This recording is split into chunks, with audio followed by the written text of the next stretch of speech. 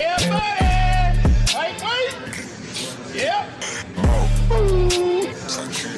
Salut la team, donc ce week-end aura lieu la dernière compétition de l'année, le Japon Pro, et aux dernières nouvelles, Regan Grims devrait y participer pour tenter de se qualifier pour Monsieur Olympia 2024.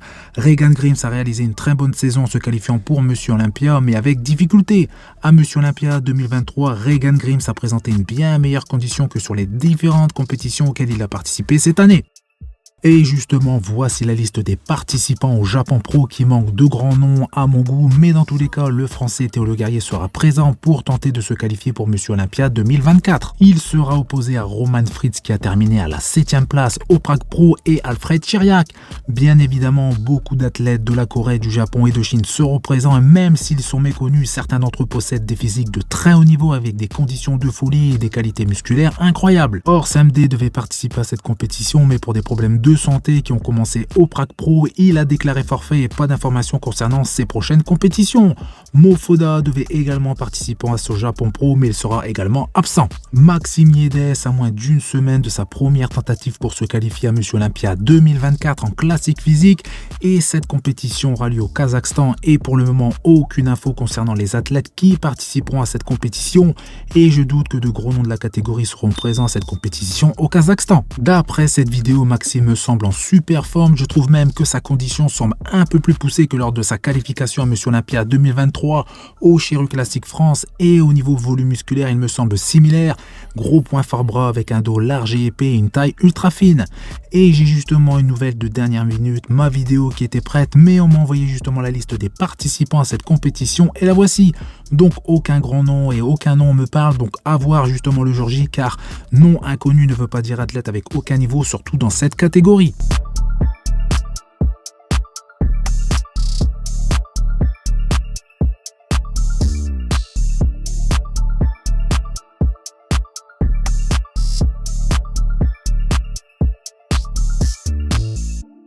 On enchaîne avec quelques images d'un autre Français, Stéphane Matala, athlète classique physique. Stéphane égale à lui-même avec une lumière très avantageuse qui met en avant sa qualité musculaire. Personnellement, je trouve que son dos a gagné légèrement en volume, mais pour être sûr, j'attends justement de le voir sur différents angles et de moins près pour pouvoir justement faire une comparaison avec quelques vidéos plus anciennes. Par contre, pas d'infos concernant son poids actuel. Stéphane est dans une condition similaire par rapport à sa préparation précédente, même si celle-ci est dans la continuité. Pour rappel, Stéphane Matala a été qualifié à Monsieur Olympia 2023, mais pour des raisons personnelles, il n'a malheureusement pas pu participer à Monsieur Olympia. Donc, hâte de découvrir prochainement la date et le lieu de sa prochaine compétition pour une éventuelle qualification pour Monsieur Olympia 2024.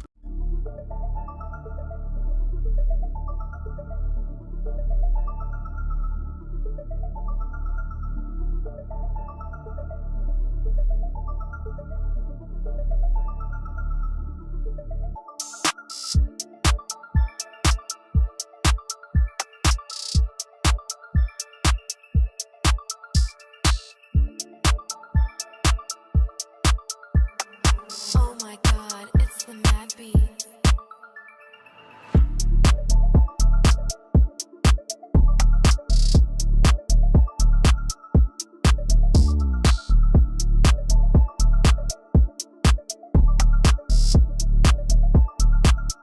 Mike Summerfield a participé au Bogota Pro qui avait lieu en Colombie. Donc cette compétition a réuni de très beaux athlètes qui venaient principalement d'Amérique du Sud. Mike Summerfield, avec son très beau physique, était largement au-dessus en termes de niveau et a présenté un physique en meilleure condition qu'à Monsieur Olympia 2023.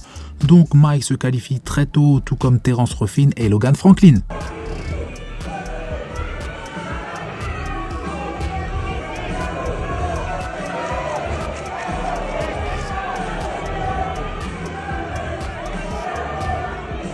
Esteban, respalda.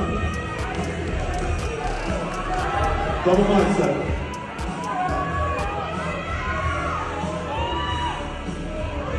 ¿Cómo dice?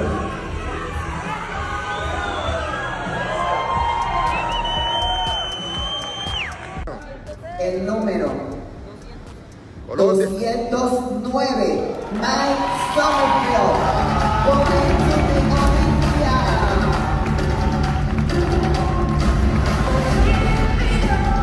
Tyler Magnon, qui fait partie de la fédération IFBB Pro League, a mis en ligne une vidéo pour expliquer comment les juges avaient départagé Chris Bumstead et Ramon Dino lors de la finale de Monsieur Olympia Classique Physique. Tout le monde a constaté que Ramon Dino avait apporté des améliorations significatives sur son physique et la différence de niveau était beaucoup moins flagrant.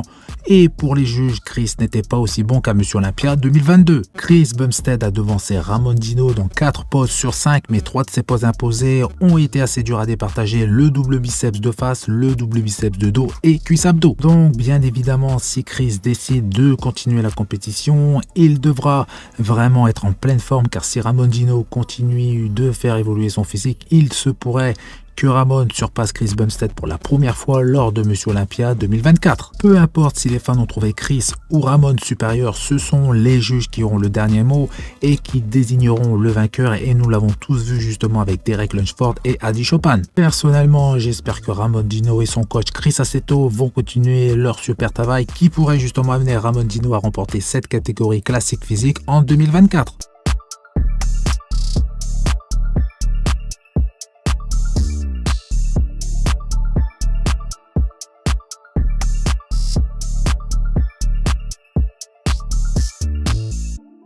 Voilà, c'est tout pour cette vidéo. Donc comme d'habitude, vous faites péter les pouces bleus, ça fait plaisir. Vous pensez à vous abonner, surtout pour les personnes qui regardent très souvent mes vidéos.